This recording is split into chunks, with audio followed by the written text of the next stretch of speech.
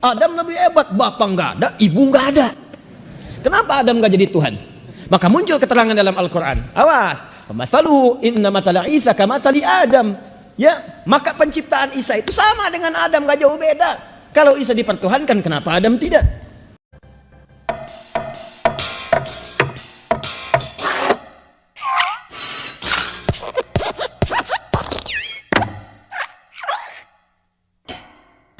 Shalom teman-teman, bertemu kembali dengan saya di Risans Channel, dan saya harap teman-teman semua dalam keadaan sehat dan juga diberkati oleh Tuhan kita, Yesus Kristus. Dan di video kali ini saya tertarik untuk memberikan sebuah tanggapan ataupun memberikan sebuah reaction ya terkait dengan adanya sebuah argumentasi dari seorang ustadz yang saya rasa cukup terkenal sih, karena dia begitu mempunyai banyak jamaah lah yang mendengarkan dia ketika dia melakukan pengajian, melakukan dakwah. Bahkan kemarin Ustadz ini juga sempat bermasalah atau ya pokoknya seputar kasus yang terjadi antara Israel dan juga Palestina pada waktu itu ya, di mana ia mengumpulkan donasi kepada umat muslim. Tapi kabarnya donasi yang terkumpul dengan donasi yang dikirimkan itu sudah beda nilainya ya. Tapi dibalik itu semua ya itu urusan mereka lah. Kita tidak perlu pusing ya terhadap hal-hal seperti itu. Nah teman-teman, sekarang mari kita lihat langsung saja ya videonya sebelum kita tanggapi lebih lanjut. Kenapa Al-Quran disebut dengan Al-Furqan? Karena di dalam isi Al-Quran itu Allah menerangkan tentang kriteria-kriteria, aspek-aspek tertentu yang membedakan antara satu dengan yang lainnya. Apa di antara contohnya? Misal, di dalam Al-Quran Allah bedakan antara sifat-sifat Khalik dengan makhluk. Apa tujuannya? Untuk memudahkan kita kemudian ketika akan menguatkan keyakinan kita tentang ketuhanan Allah Subhanahu wa Ta'ala. Jadi kalau ada yang menyoal Anda, kenapa Anda memilih Islam? Kenapa Anda menetapkan Tuhannya Allah? Anda bisa menjelaskan. Maka dijelaskan oleh Al-Quran, ini loh beda Tuhan dengan makhluk begini. Beda Khalik dengan makhluk begini. Saya tetapkan Allah karena hanya pada Allah lah semua sifat ketuhanan berkumpul, dan beda dengan makhluk. Bagaimana cara menerangkannya? Buka Al-Quran. Maka disampaikan oleh Al-Quran, prinsip pertama, Khalik Tuhan mesti beda dengan makhluk. Mesti beda. Jadi kalau makhluk punya sifat-sifatnya tidak boleh sama dengan Khalik. Maka muncul keterangan Allah, laisa kamitslihi syai'. Tidak boleh ada yang serupa dengannya. Tidak boleh. Karena itu kalau makhluk itu berpasangan, manusia makhluk berpasangan, hewan makhluk berpasangan, tumbuhan makhluk berpasangan, maka manusia, hewan, tumbuhan tidak boleh dipertuhankan. Kenapa?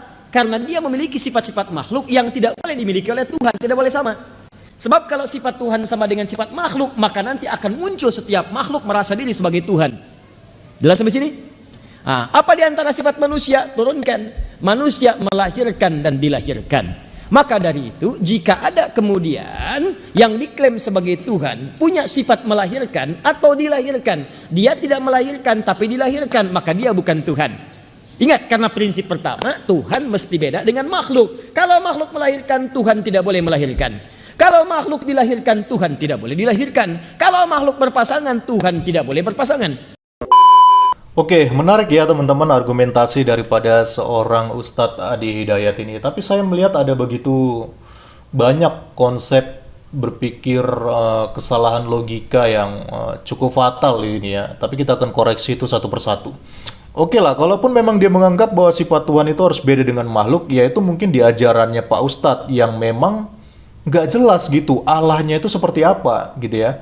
Tapi di dalam Bible itu jelas dikatakan bahwa ketika Tuhan menciptakan manusia, mereka disebut sebagai imago Dei, yang artinya adalah segambar dan juga serupa dengan Allah. Jadi ya gambaran Allah itu ya seperti manusia pada umumnya gitu.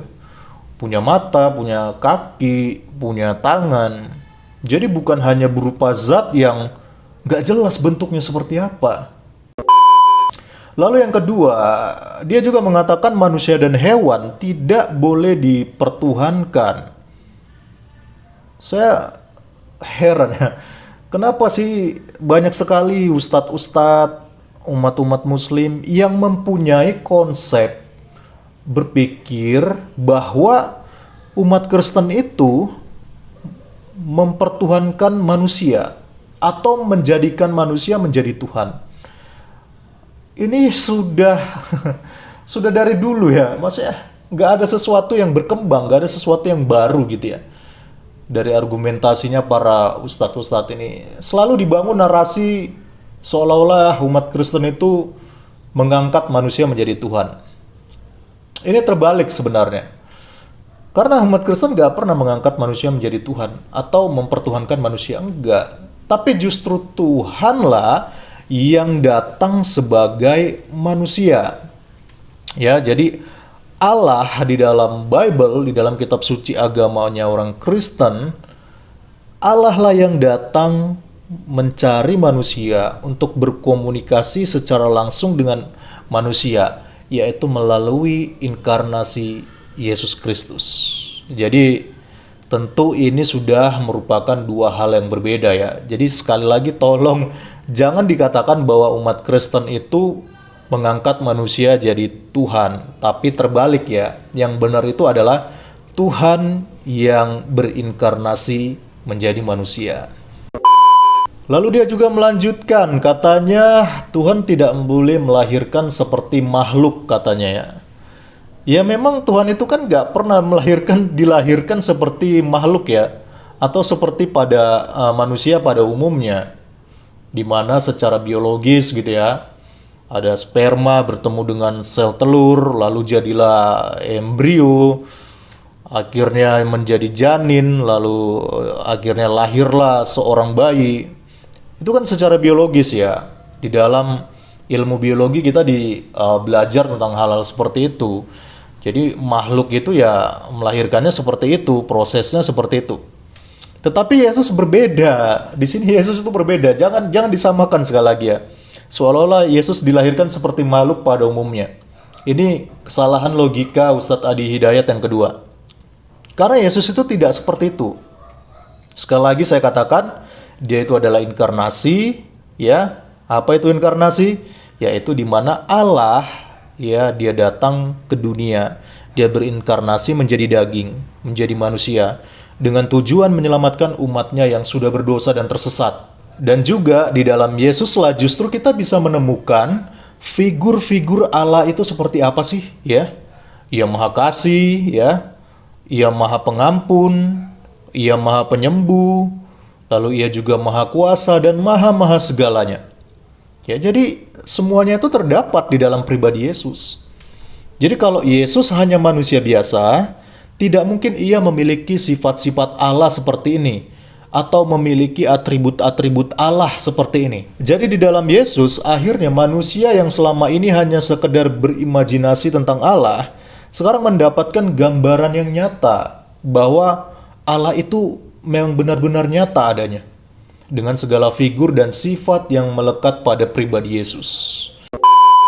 Jadi kalau ada misalnya yang dipertuhankan, ternyata hasil kelahiran dari yang lain. Kalau ada yang mengatakan misalnya Nabi Isa itu Tuhan, kenapa dia Tuhan? Karena dia misalnya, mohon maaf, kita cek, dia dipertuhankan. Nabi Isa dilahirkan, sifat Tuhan tidak boleh sama dengan makhluk. Lalu dikatakan misalnya, tapi kan dilahirkannya itu bukan biasa. Kalau manusia dilahirkan mesti ada bapak, ada ibu. Ini kan bapaknya nggak ada, cuman ibunya. Kalau manusia kan ada bapak, ada ibu. Isa nggak ada bapak, ada ibunya aja. Ini mesti beda, ini lain ini. Kita jawab, Adam lebih hebat lagi kata Al-Quran. Adam lebih hebat, bapak nggak ada, ibu nggak ada. Kenapa Adam nggak jadi Tuhan? Maka muncul keterangan dalam Al-Quran. Awas. Masaluhu inna matala Isa kamatsali Adam. Ya, maka penciptaan Isa itu sama dengan Adam, gak jauh beda. Kalau Isa dipertuhankan, kenapa Adam tidak? Oke teman-teman, saya melihat ketika Ustadz Adi Hidayat ini semakin dia menyampaikan argumentasinya, maka semakin fatal argumentasi yang dia bangun, konsep berpikir yang ia bangun, logika berpikir yang ia bangun. Makin ngaco teman-teman. Karena begini ya, yang pertama dia bilang begini, Yesus itu lahir tidak ada bapak katanya, ya. Jadi seolah-olah dia menggiring opini Yesus itu dipertuhankan karena ia lahir tidak ada bapak. Gitu ya. Makanya dia memakai analogi tentang Adam gitu ya. Jadi dikatakan Yesus lahir tidak ada bapak. Adam itu lebih hebat karena dia lahir bukan hanya tidak ada bapak, tapi juga tidak ada ibu. Kenapa umat Kristen nggak mentuhankan Adam aja gitu ya? Jadi dia bilang seperti itu. Kalau tadi dikatakan Isa itu dipertuhankan, kenapa Adam itu tidak dipertuhankan? Jadi dia membangun sebuah analogi yang saya pikir fatal sekali gitu analoginya. Maksudnya saya nggak nyangka gitu loh. Analogi dangkal, sempit, murahan seperti ini bisa muncul dari seorang ustadz yang punya pendengar yang sangat banyak gitu ya. Jadi sekali lagi Ustadz Adi Hidayat ini sepertinya memang buta dan tidak paham apa itu penciptaan, apa itu inkarnasi gitu ya. Karena Adam itu kan dia manusia pertama ciptaan Tuhan ya. Jadi nggak mungkin dong dia punya bapak dan ibu. Kalau dia punya bapak dan ibu berarti bukan dia yang pertama. Ya, jadi bukan dia manusia ciptaan pertama kalau dia punya bapak dan ibu. Tetapi karena dia diciptakan pertama kali ya, makanya wajar kalau dia nggak punya bapak dan ibu. Karena pada waktu itu kan manusia belum ada, makanya diciptakan oleh Tuhan, lahirlah, terciptalah Adam gitu ya. Lalu setelah Adam, terciptalah Hawa gitu ya. Jadi ini diciptakan ya. Sekali lagi ini diciptakan karena ini adalah manusia pertama. Sama sekali berbeda dengan Yesus. Jadi jangan disamakan. Karena Yesus itu tidak pernah dicatat di dalam Bible, tidak pernah dituliskan dalam Bible bahwa Yesus itu diciptakan, tidak. Gak ada kalimat yang mengatakan bahwa Yesus diciptakan. Kenapa? Karena kelahiran Yesus itu merupakan, sekali lagi saya katakan, inkarnasi daripada Allah itu sendiri. Ya. Dia bukan hasil pertemuan antara sel telur dengan sperma, bukan. Tapi dikatakan ia lahir dari seorang gadis perawan, Maria namanya. Dan dia dikandung daripada Roh Kudus, ya. Jadi inilah inkarnasi Allah itu. Jadi alangkah dungunya kalau Ustadz Adi Hidayat membandingkan kelahiran Yesus yang merupakan inkarnasi dengan Adam yang adalah ciptaan. Karena jelas ini merupakan dua hal yang sangat berbeda. Indah sekali Quran itu. Ada lagi yang protes, oh tidak, Isa itu punya sifat lain yang Adam nggak bisa. Apa itu? Menghidupkan yang mati. Adam nggak bisa, Isa bisa. Turun lagi keterangan Quran, dibedain lagi. Ada yang lebih canggih menghidupkannya, namanya Nabi Ibrahim. Turun Quran surah kedua Al-Baqarah ayat 260, paling tinggi sebelah atas. Wa idz qala Ibrahim rabbi arini kaifa tuhyil mauta. Ketika Ibrahim memohon kepada Allah, ya Allah tunjukkan kepadaku bagaimana cara menghidupkan yang mati. Maka diizinkan oleh Allah, lebih canggih kalau Nabi Isa dipanggil, hidup dengan izin Allah, biiznillah, hidup. Udah gitu meninggal lagi. Nabi Ibrahim tidak, begitu hidup dicincang dulu tuh. Cincang dulu tuh. Lihat kalimat Qur'annya. Wa idz qala Ibrahim rabbi arini kaifa tuhyil mauta. Qala awalam tu'min? Qala bala walakin liyatma'inna qalbi. Qala fakhudh arba'atan minat thair. Hei Ibrahim, ambil 4 contoh makhluk Allah. Apa itu burung? 4 langsung sekaligus. Nabi Isa 1, Nabi Ibrahim 4 langsung. Setelah itu apa? Fasurhunna. Kemudian tebarkan di setiap bukit, pindahin. Gini. 1, 2, 3, 4 bukit. Nabi Isa di dekat sini. Yesus, Nabi Isa, Mesias dekat sini. Pukul kuburan bangkit. Nabi Ibrahim tebar di 4 bukit, beda bukit. Cincang dulu burungnya, dicincang dulu. Jadi sudah dicincang, sudah habis semuanya, panggil. Tsummad'uhunna ya'tinaka sa'ya. Panggil. Nabi Isa manggil. Betul manggil Nabi Isa. Hei kamu hidup dengan izin Allah. Nabi Ibrahim mengucapkan kalimat yang sama. Hei yang telah saya cincang, hidup dengan izin Allah. Ya'tinaka sa'ya. 4-4-nya terbang lagi. Canggih mana? Nabi Ibrahim, Nabi Isa.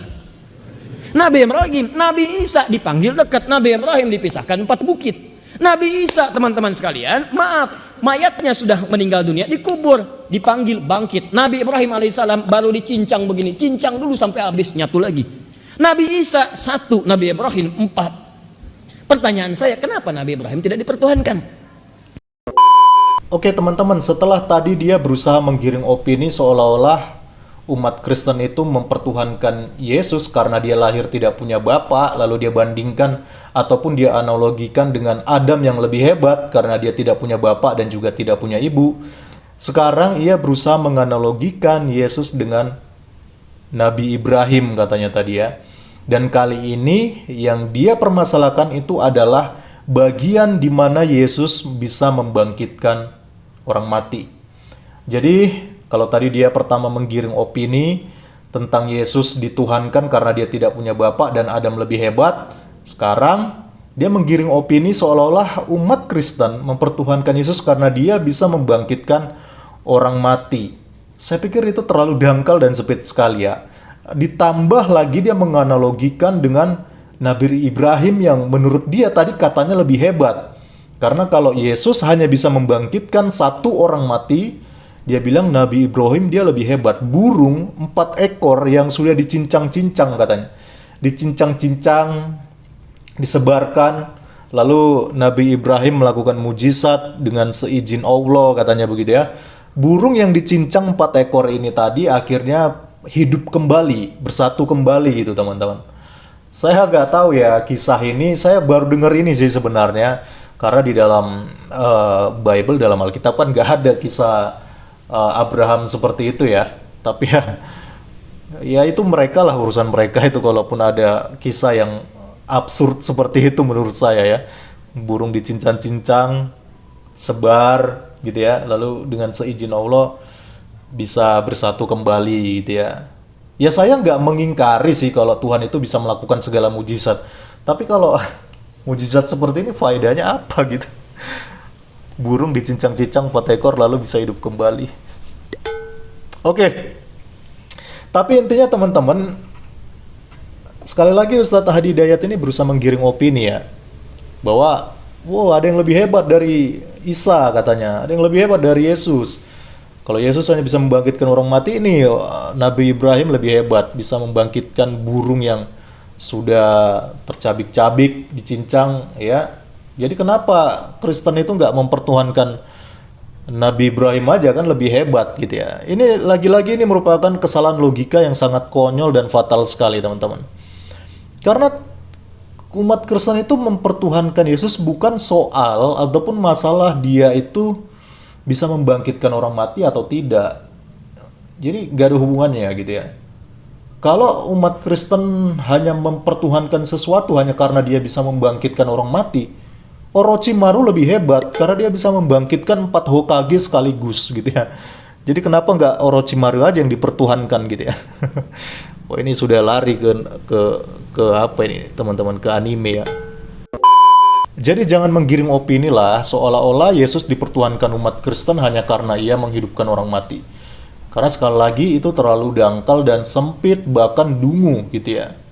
Yesus itu adalah Tuhan karena ada begitu banyak atribut Allah dan juga indikator yang dijelaskan baik di dalam kitab-kitab para nabi bahkan juga tulisan para rasul.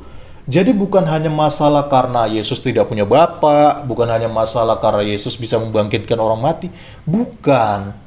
Tapi karena memang di dalam kitab-kitab nabi sendiri sudah menubuatkan tentang kedatangan Tuhan Yesus ya. Bahkan ratusan tahun atau bahkan ribuan tahun sebelum Yesus ada, para nabi sudah bernubuat ya tentang kedatangannya.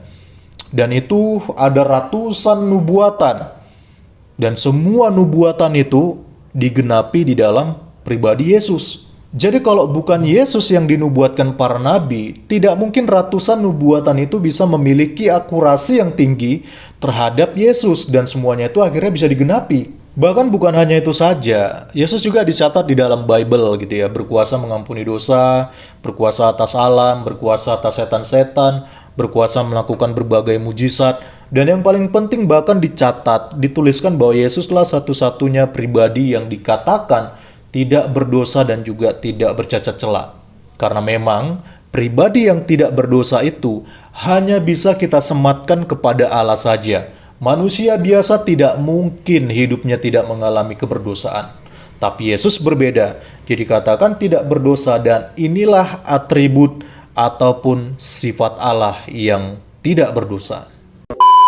Oke teman-teman, jadi itu yang mau saya tanggapi terkait argumentasi dari seorang ustadz pujaan umat muslim ini ya.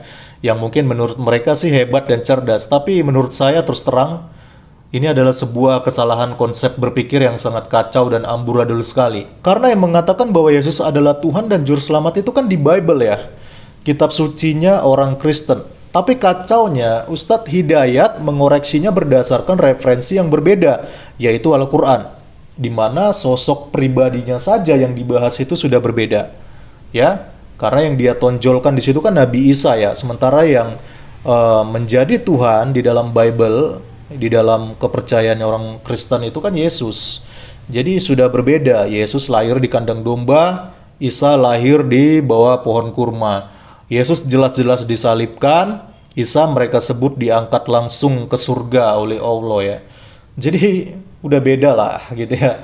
Narasi sudah berbeda gitu ya. Sejarah historisnya sudah berbeda ya. Ada kitab yang sudah datang lebih dulu, lalu kemudian 600 tahun kemudian muncul kitab baru yang banyak sekali mungkin ya memelintir narasi yang ada di dalam kitab sebelumnya.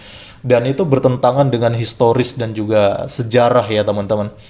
Jadi kalau kalian menganggap Isa hanya sebagai nabi ya, udah silakan anggap aja dia sebagai nabi gitu. Gak ada urusannya dengan kami karena yang kami percaya itu adalah Yesus yang ada di dalam Bible, bukan Isa yang ada di dalam Al-Quran. Jadi jangan dicampur aduk, nanti bisa kacau. Oke teman-teman, terima kasih sudah menonton video ini. Salam kritis, Tuhan Yesus memberkati. Shalom.